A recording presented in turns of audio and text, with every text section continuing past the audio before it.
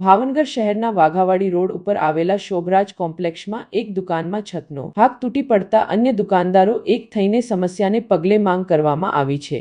કોમ્પ્લેક્સમાં એક ઓફિસનો ભાગ તૂટી જવાથી ઓફિસ ધારક અને અન્ય ઓફિસ ધારકો દ્વારા મહાનગરપાલિકા સહિત દ્વારા અનેક નોટિસો આપવા છતાં પણ મહાનગરપાલિકા દ્વારા કોઈ કાર્યવાહી નહીં થતી હોવાને પગલે વ્યથા વ્યક્ત કરી હતી।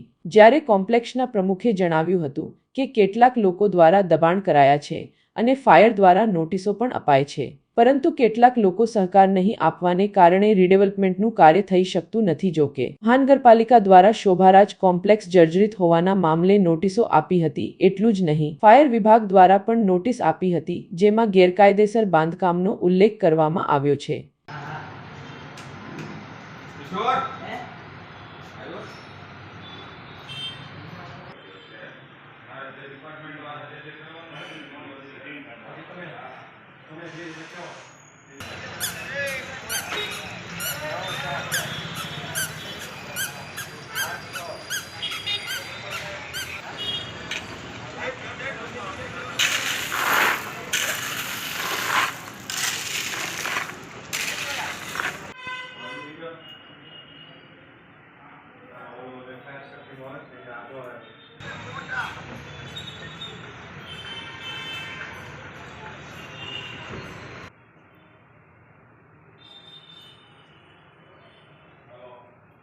ટોયલેટમાં બધું જો ને એટલું પડી ગયું।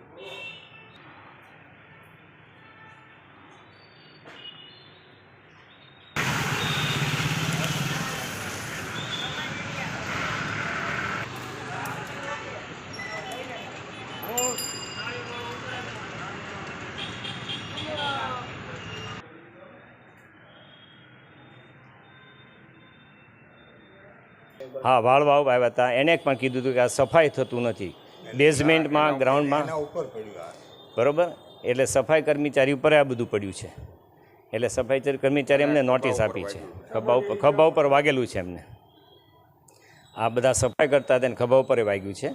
હવે પરિસ્થિતિ થાય કે હવે આ કોમ્પ્લેક્સની જર્જરિત તરીકે નોટિસ આપી છે સ્ટેબિલિટી એ પાસ થાય એમ નથી જર્જરિત છે અને આને રીડેવલપમેન્ટમાં જ લઈ જવું પડે આનું કોઈ વિકલ્પ નથી। છતાં કોઈ કોમ્પ્લેક્સના અમુક લોકો અમને સહકાર નથી આપતા અને પોતાનું મનસ્વી વર્તનથી ચાલુ રાખવા માટે તે બધા પ્રયાસ કરે છે અને અમારી વિરુદ્ધમાં જ બધી રીતે કરે છે।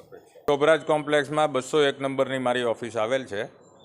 એમાં હું સવારે 10 વાગે મારી ઓફિસમાં આવ્યો ત્યારે મને જાણ થઈ કે તમામ સ્લેબ જર્જરિત હતો અને બધા જ સીલિંગ તૂટી સ્લેબ તૂટ્યો અને કન્સ્ટ્રક્શન લેવલે ઘણું બધું ડેમેજ થયું છે।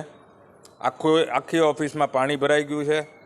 મારા ખ્યાલથી આવો નવો વરસાદ જો ચાલુ રહેશે તો 24-48 કલાકમાં આ કોમ્પ્લેક્સમાં મોટી જાનહાનિ થવાની સંભાવના છે। પ્રશાંત મહેતા, શોભરાજ કોમ્પ્લેક્સમાં મારી 107 નંબરની ઓફિસ છે। ઉપર મેહુલભાઈની ઓફિસમાં આજે જે એક્સિડન્ટ થયો એ બચી ગયા એની જેવું કહેવાય, પણ આનાથી વધુ અકસ્માત થવાની 100% શક્યતા છે અને એમાં અમુક માણસોની નીતિને હિસાબે આ કામ નથી થતું। એમાં સારા માણસો હેરાન થાય છે, બધાને બધી વસ્તુ સમજાવીએ છીએ છતાંય કોઈને કાંઈ કરવું નથી। એ લોકો થવાય નથી દેતા, નથી સારું થવા દેતા અને આવી રીતે નુકસાન થાય એમાં જ એ લોકો રાજી થાય છે। કેમ તો કે એ લોકોએ બધું ગેરકાયદેસર અમુક રીતે રાખી લીધેલું છે એટલે એ લોકોને એ બીજી કોઈ વસ્તુમાં રસ જ નથી એમ।